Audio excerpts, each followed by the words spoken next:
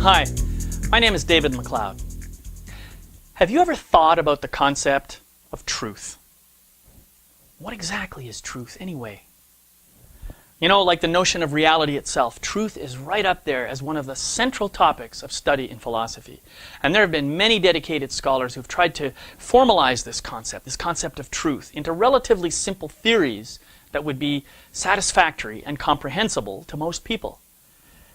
But truth seems to defy most attempts to fully characterize it.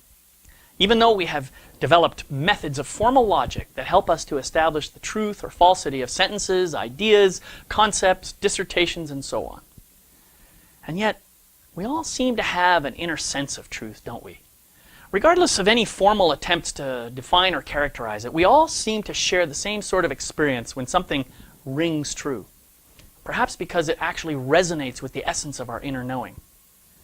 At the same time, we all have powerful brains coupled with logical, linear thinking minds that make it possible for us to navigate our way in the physical world. We rely on these powerful organs to help us distinguish between what's real and what's not real, between what is fact and what is fiction, between what is true and what is not true. And this is actually where potential problems arise, because our logical thinking minds can easily be tricked by virtue of incomplete information or erroneous assumptions into conclusions or interpretations that are completely wrong. So, what we imagine to be true right now could turn out to be completely untrue a moment later when we're presented with new information or we simply decide to adjust our assumptions.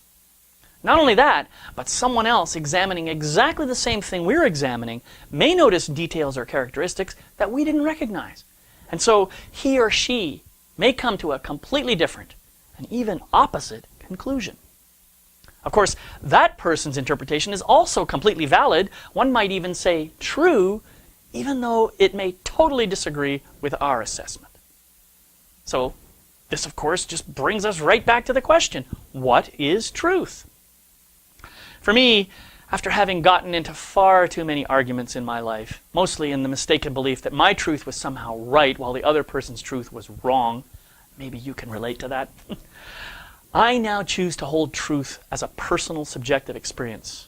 You see, each of us has our own way of looking at the world. It's neither good nor bad, right nor wrong. It's just the way we look at the world. It's our own filter system. And the way we look at the world informs how we interpret what's going on around us and what we believe to be true. So, I choose to honor each person's idea of truth, whatever that may be, whether I agree with it or not. I invite you to do the same. May the truth be with you.